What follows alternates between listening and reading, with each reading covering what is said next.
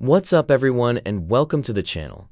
Today we're diving into something absolutely insane, something that's been making waves in the world of high-performance machines, and trust me, this is unlike anything you've seen before on this channel.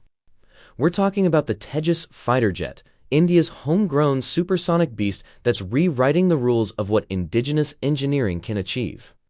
We're talking about a machine that makes a Bugatti Chiron look slow, generates more thrust than 60 Ferrari V8 engines combined, and can pull maneuvers that would rip a Formula One car apart. This isn't just about military hardware, this is about pushing the absolute limits of what's mechanically possible. Let me paint you a picture. Imagine a vehicle that weighs just 6,500 kilograms empty. That's lighter than most luxury SUVs you see on the road. Now imagine strapping an engine to it that produces 19,000 pounds of thrust. We're talking about 85 kilonewtons of pure, raw power. To put that in perspective, that's the equivalent of having more than 26,000 horsepower in a package that's smaller than a city bus. The thrust-to-weight ratio here exceeds 1.07, which means this machine can literally accelerate vertically, straight up into the sky, while carrying a full weapons load. No car, no motorcycle, no vehicle on Earth can do that. But here's where it gets really interesting from an engineering perspective. This isn't some imported technology. The Tejas, which means radiance in Sanskrit, is over 50% indigenous content, with that number climbing to 70% on newer variants. We're talking about a machine designed from scratch by Indian engineers at the Aeronautical Development Agency and manufactured by Hindustan Aeronautics Limited. It took decades of research, testing, and refinement, but what emerged is a fourth-generation plus fighter that can go toe-to-toe with anything in its class. Let's talk about the heart of this beast, the propulsion system. The Tejas uses a General Electric F404IN20 turbofan engine, the highest-rated variant of the F404 family. This isn't your average engine. We're talking about a power plant that features a higher flow fan, single crystal turbine blades for extreme temperature resistance, and a full-authority digital electronic control system that manages every aspect of engine performance in real time. This engine pushes the Tejas to speeds of Mach 1.8, that's over 2,200 kilometers per hour at altitude. To give context, that's 3 times faster than the top speed of a Koenigsegg Jesko Absolute, and we're talking sustained speed, not just a quick burst. The fuel efficiency is mind-blowing too. This jet can travel 3,000 kilometers on internal fuel alone. Imagine driving from New York to Los Angeles and back on a single tank while going supersonic. Add an air-to-air refueling capability and the range becomes virtually unlimited. The engine consumes fuel at a rate of 153 pounds per second at maximum thrust, which sounds insane until you realize that per mile, it's actually more efficient than many supercars when you account for the speed differential. Now let's get into the chassis and aerodynamics, because this is where automotive enthusiasts will really geek out. The Tejas uses something called a compound delta wing design.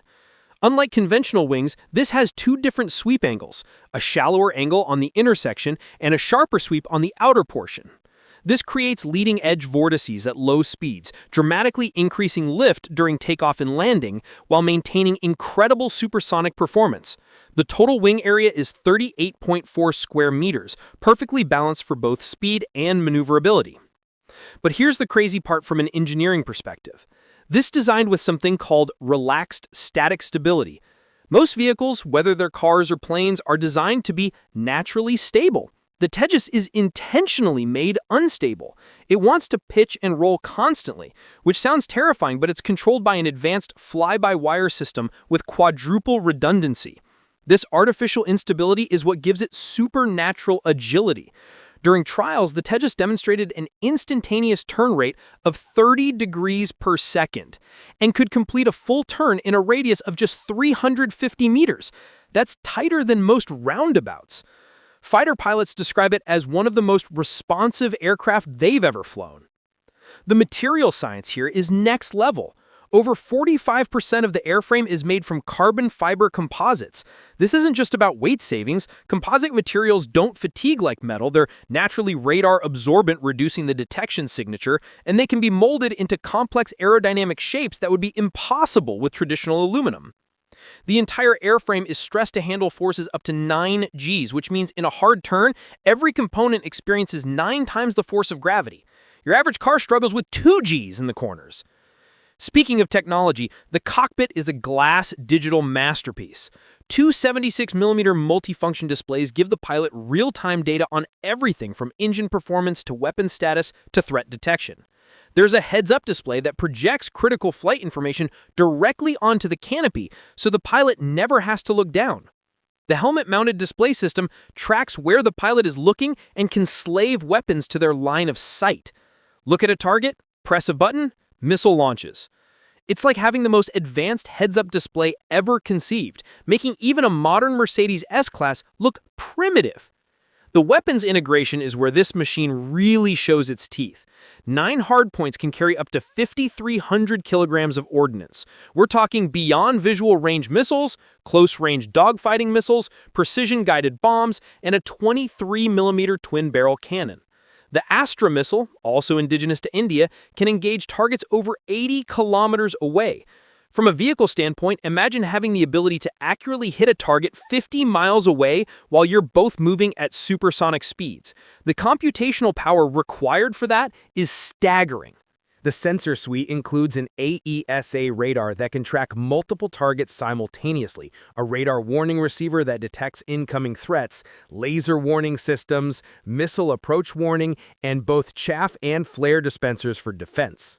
It's like having 360-degree awareness with artificial intelligence constantly analyzing threats and providing solutions.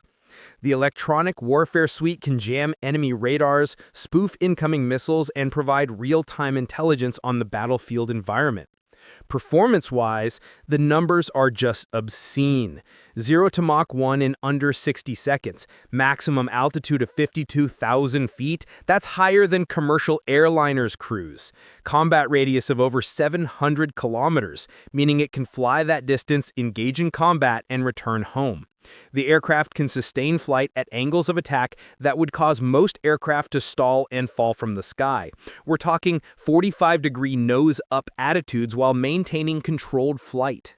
The cost factor makes this even more impressive. At roughly $40 million per unit, the Tejas is significantly cheaper than comparable Western fighters, while matching or exceeding their capabilities in several areas. When you consider the indigenous content and the technology transfer involved, India is essentially building a sovereign aerospace industry. That's like if a new car company appeared and started producing vehicles that competed with Ferrari and Porsche right out of the gate. Recent developments have been fascinating. The Mark 1A variant adds even more indigenous systems, including the Uttam AESA radar developed entirely in India. Future variants, the Mark II, will feature canards, a more powerful GEF 414 engine producing 98 kilonewtons of thrust, and an even longer range. We're talking about continuous evolution and improvement, just like you'd see in the automotive world with each new model year bringing enhancements. From a manufacturing perspective, the supply chain involves over 500 Indian companies, from small machine shops to major defense contractors. The level of precision required is astronomical. Tolerance is measured in microns, quality control that would make Japanese automakers jealous, and testing regimes that push every component beyond its operational limits.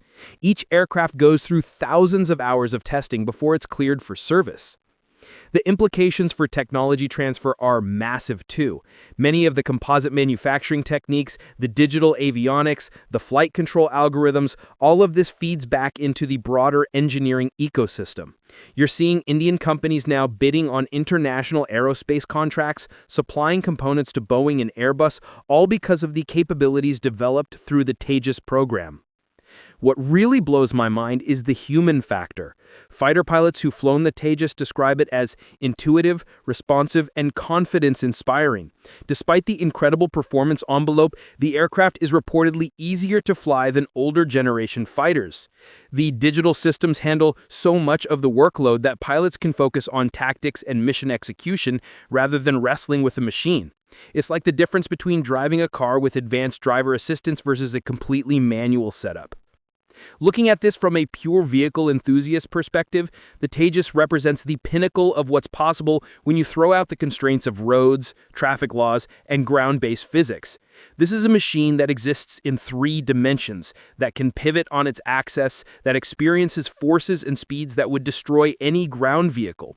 The engineering required to make this reliable, safe, and effective is simply mind-boggling. So there you have it, the Tejas Fighter Jet, India's homegrown supersonic marvel that proves indigenous engineering can compete on the world stage. Whether you're into cars, bikes, or just appreciate incredible machines, this is something that deserves respect. The power, the technology, the performance numbers, it all adds up to one of the most impressive vehicles ever created.